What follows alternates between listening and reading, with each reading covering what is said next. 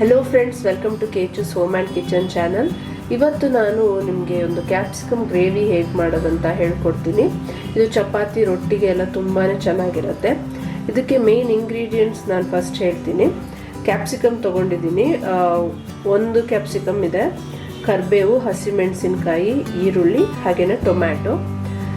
ಇದಾದಮೇಲೆ ಇನ್ನೊಂದು main ingredient ಇದೆ, ಅದು ಇವಾಗ ಏನಂತ ಹೇಳ್ತೀನಿ. ಇಲ್ಲಿ ನಾನು ಕಡಲೆ ಹಿಟ್ಟು ಯೂಸ್ ಮಾಡ್ತಾ ಇದ್ದೀನಿ ಈ ರೆಸಿಪಿಗೆ. ಸೊ ನಾನಿಲ್ಲಿ ಇವಾಗ ಒಂದು ಬೌಲ್ಗೆ ಕಡಲೆ ಹಿಟ್ಟು ಹಾಕ್ಕೊಳ್ತಾ ಇದ್ದೀನಿ. 3 ಸ್ಪೂನ್ ಹಾಕ್ಕೊತೀನಿ, 3 ಟೇಬಲ್ ಸ್ಪೂನ್ ಹಾಕ್ಕೋಬೇಕು.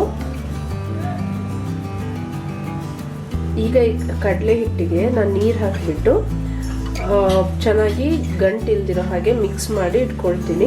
ಹಾಗೆಯೇ ಸ್ವಲ್ಪ ನೀರು ಥರ, ಅಂದರೆ ಅದು ಗ್ರೇವಿ ಗಟ್ಟಿ ಬರೋಕ್ಕೆ ಅಂತ ಹಾಕ್ತಾ ಇದ್ದೀನಿ. ಹಾಗೆಯೇ ಟೇಸ್ಟ್ ಕೂಡ ತುಂಬ ಚೆನ್ನಾಗಿ ಬರುತ್ತೆ.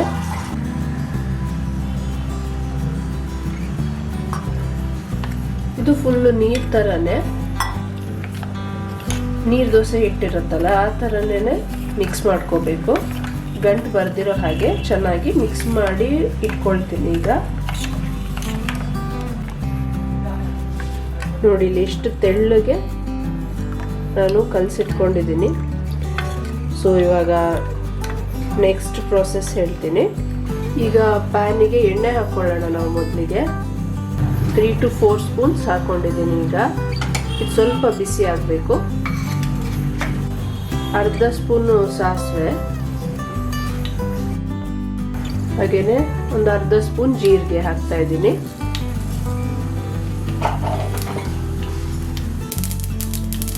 ಈಗ ಕರಿಬೇವು, ಹಸಿಮೆಣಸಿನ್ಕಾಯಿ ನಿಮಗೆ ಖಾರ ಎಷ್ಟು ಬೇಕು ಅಷ್ಟು ಹಾಕ್ಕೊಳ್ಬೇಕು. ಅಚ್ಕಾರದ ಪುಡಿ ಕೂಡ ಆ್ಯಡ್ ಮಾಡ್ತೀನಿ. ಆಮೇಲೆ ಈರುಳ್ಳಿನೂ ಈಗಲೇ ಆ್ಯಡ್ ಮಾಡ್ತಾ ಇದ್ದೀನಿ. ಒಂದು ದೊಡ್ಡ ಸೈಜ್ ಈರುಳ್ಳಿ ಇದೆ. ಇದೆಲ್ಲ ಈಗ ಸ್ವಲ್ಪ ಫ್ರೈ ಆಗಲಿ, ಅಂದರೆ ಈರುಳ್ಳಿ ಎಲ್ಲ ಸಾಫ್ಟ್ ಆಗಬೇಕು.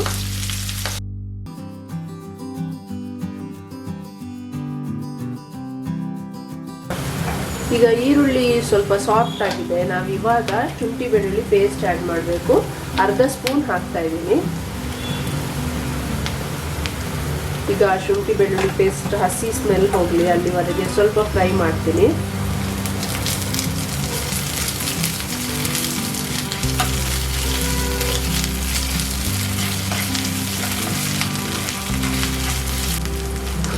ಈಗ ಒಂದು 2 ನಿಮಿಷ ಫ್ರೈ ಮಾಡಿದ್ಮೇಲೆ ಟೊಮ್ಯಾಟೊ ಹಾಕ್ತಾ ಇದ್ದೀನಿ. 2 ಮೀಡಿಯಂ ಸೈಜ್ ಟೊಮ್ಯಾಟೊ ಆ್ಯಡ್ ಮಾಡ್ತಾ ಇದ್ದೀನಿ.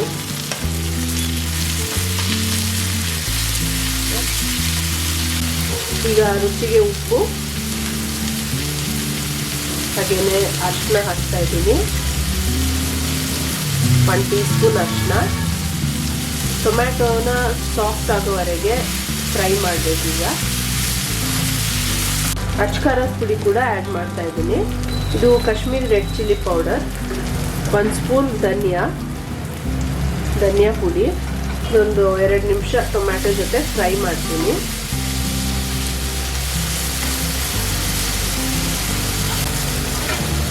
ಈಗ ಟೊಮ್ಯಾಟೊ ಜೊತೆ ಎಲ್ಲ ಚೆನ್ನಾಗಿ ಫ್ರೈ ಆಗಿದೆ, ಹಾಗೆ ಎಣ್ಣೆ ಕೂಡ ಎಲ್ಲ ಬಿಟ್ಕೊಳ್ತಾ ಇದೆ. ಸೊ ಈ ಟೈಮಲ್ಲಿ ಕ್ಯಾಪ್ಸಿಕಮ್ ಆ್ಯಡ್ ಮಾಡ್ತಾ ಇದ್ದೀನಿ.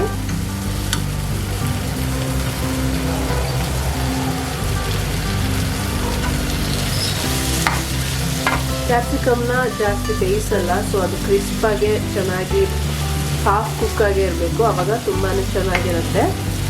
ಇದೊಂದು ಸ್ವಲ್ಪ ಫ್ರೈ ಮಾಡ್ತೀನಿ ಅಷ್ಟೇ. ಟೊಮ್ಯಾಟೊ ಮಸಾಲ ಸ್ವಲ್ಪ ಎಲ್ಲ ಇಟ್ಕೊಳ್ಳಿ ಅಂತ ಫ್ರೈ ಮಾಡ್ತೀನಿ. ಇದು ನಿಮಗೆ ಚಪಾತಿ, ರೊಟ್ಟಿ, ಹಾಗೆಯೇ ಪೂರಿಗೆ ತುಂಬಾ ಚೆನ್ನಾಗಿರುತ್ತೆ. ನಾನಿದ್ದ ಪೂರಿಗೆ ಮಾಡ್ಕೊತಾ ಇದ್ದೀನಿ. ಇದು ಗ್ರೇವಿ ರೆಸಿಪಿ ಆಗಿರೋದ್ರಿಂದ ಚಪಾತಿಗೆಲ್ಲ ತುಂಬಾ ರುಚಿಯಾಗಿರುತ್ತೆ, ಹಾಗೆ ದೋಸೆಗೆ ಕೂಡ ಚೆನ್ನಾಗಿರುತ್ತೆ. ಈಗ ಕಡಲೆ ಹಿಟ್ಟು ಏನು ಕಲಿಸ್ಕೊಂಡಿದ್ದೀವಿ ಆ ನೀರನ್ನ ಇದಕ್ಕೆ ಆ್ಯಡ್ ಮಾಡ್ತಾ ಇದ್ದೀನಿ. ಇದು ಕಡಲೆ ಹಿಟ್ಟು ಹಾಕಿದ್ರೆ ನಾರ್ಮಲಿ ಇದು ಗಟ್ಟಿ ಆಗ್ತಾ ಹೋಗುತ್ತೆ ಗ್ರೇವಿ. ಸೊ ನೀವು ಎಕ್ಸ್ಟ್ರಾ ಮತ್ತೆ ನೀರು ಆ್ಯಡ್ ಮಾಡ್ಕೋಬೋದು. ಇವಾಗ ನೀರು ಜಾಸ್ತಿ ಆಯಿತು ಅಂತ ಅನಿಸುತ್ತೆ, ಬಟ್ ಇದು ಬೇಯ್ತಾ ಇನ್ನೂ ಗಟ್ಟಿ ಆಗ್ತಾ ಹೋಗುತ್ತೆ ಗ್ರೇವಿ. ನೀವು ನೋಡಿರ್ಬೋದು ಹೋಟೆಲ್ಸಲ್ಲಿ, ರೆಸ್ಟೋರೆಂಟ್ಸಲ್ಲೆಲ್ಲ ಕಡಲೆ ಹಿಟ್ಟು ಆ್ಯಡ್ ಮಾಡ್ತಾರೆ ಗ್ರೇವಿಗೆಲ್ಲ ಥಿಕ್ನೆಸ್ ಬರೋಕ್ಕೆ. ಈಗ ನೀವು ಸ್ವಲ್ಪ ಉಪ್ಪು ಎಲ್ಲ ಬೇಕಿದ್ರೆ ಕರೆಕ್ಟಾಗಿದೆಯಾ ಅಂತ ನೋಡಿಕೊಂಡು ಹಾಕ್ಕೊಳ್ಳಿ ಈ ಟೈಮಲ್ಲಿ. ಇದು ಇವಾಗ ಇಷ್ಟು ನೀರು ಕಾಣ್ತಾ ಇದೆಯಲ್ಲ, ಇನ್ನೊಂದು 2 ನಿಮಿಷ ಹೋದರೆ ಇನ್ನೂ ಸ್ವಲ್ಪ ಗಟ್ಟಿ ಬರುತ್ತೆ. ಹಾಗೆಯೇ ಸ್ವಲ್ಪ ಮೀಡಿಯಮ್ ಫ್ಲೇಮಲ್ಲಿ ಇಟ್ಬಿಟ್ಟು ಮಾಡ್ತಾ ಇದ್ದೀನಿ. ಇದು ನೋಡಿ ಈಗ ಸ್ವಲ್ಪ ಗಟ್ಟಿ ಬರ್ತಾ ಇದೆ. ಇನ್ನೂ ನೀರು ಆ್ಯಡ್ ಮಾಡ್ತಾ ಇದ್ದೀನಿ. ಸೊ ಇಷ್ಟು ಗಟ್ಟಿ ಬೇಕಾಗಲ್ಲ, ಇನ್ನೂ ಸ್ವಲ್ಪ ನೀರು ಆ್ಯಡ್ ಮಾಡಿದ್ರೆ ಕಡಲೆ ಹಿಟ್ಟು ಬೇಯ್ತಾ ಹೋಗುತ್ತೆ, ಹಾಗೆಯೇ ಗಟ್ಟಿ ಆಗ್ತಾ ಹೋಗುತ್ತೆ. ಸ್ವಲ್ಪ ಮಾಡ್ಕೊಳ್ಳೋದಾದರೆ 1-3 ಜನಕ್ಕಾದರೆ ನೀವು 1 ಸ್ಪೂನ್ ಆ ಥರ ಹಾಕಿದರೆ ಸಾಕಾಗುತ್ತೆ. ಇದು ನಾನೊಂದು 5-6 ಜನಕ್ಕೆ ಆಗುವಷ್ಟು ಮಾಡ್ತಾ ಇದ್ದೀನಿ. ಹಾಗೆಯೇ ಇದು ನೀವು ಕಡಲೆ ಹಿಟ್ಟಂತ ಯಾರಿಗೂ ಹೇಳೋದು ಬೇಡ, ಗೊತ್ತೂ ಆಗಲ್ಲ. ಅದು ಹಸಿ ಸ್ಮೆಲ್ ಆಗಲಿ ಏನೂ ಗೊತ್ತಾಗಲ್ಲ. ಹಾಗೆಯೇ ಮಾಡಿಕೊಟ್ರೆ ಸ್ವಲ್ಪನೂ ಕಡಲೆ ಹಿಟ್ಟು ಅಂತಲೇ ಗೊತ್ತಾಗಲ್ಲ, ಅಷ್ಟು ಚೆನ್ನಾಗಿರುತ್ತೆ ಇದು.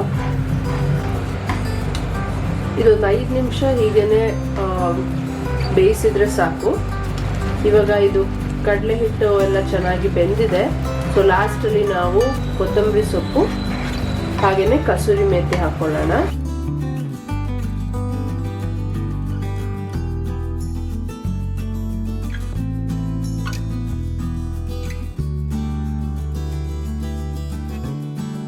ಕಸೂರಿ ಮೇಥಿ ಹಾಗೆಯೇ ಕೊತ್ತಂಬರಿ ಸೊಪ್ಪು.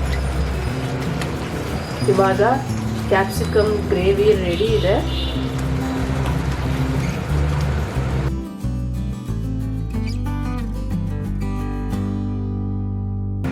ಕ್ಯಾಪ್ಸಿಕಮ್ ಗ್ರೇವಿ ಇವಾಗ ರೆಡಿ ಇದೆ. ನೀವು ಮನೇಲಿ ಟ್ರೈ ಮಾಡಿ, ಬೆಳಿಗ್ಗೆ ತಿಂಡಿಗೆ ಕಾಂಬಿನೇಷನ್ ಆಗಿ ತುಂಬ ಚೆನ್ನಾಗಿರುತ್ತೆ. ಹಾಗೆಯೇ ವಿಡಿಯೋ ಇಷ್ಟ ಆಗಿದ್ರೆ ಲೈಕ್ ಮಾಡಿ, ಶೇರ್ ಮಾಡಿ, ಚಾನಲ್ನ ಸಬ್ಸ್ಕ್ರೈಬ್ ಮಾಡಿ. ಮತ್ತೆ ನೆಕ್ಸ್ಟ್ ವಿಡಿಯೋದಲ್ಲಿ ಸಿಗ್ತೀನಿ. ಅಲ್ಲಿವರೆಗೂ ಬಾಯ್.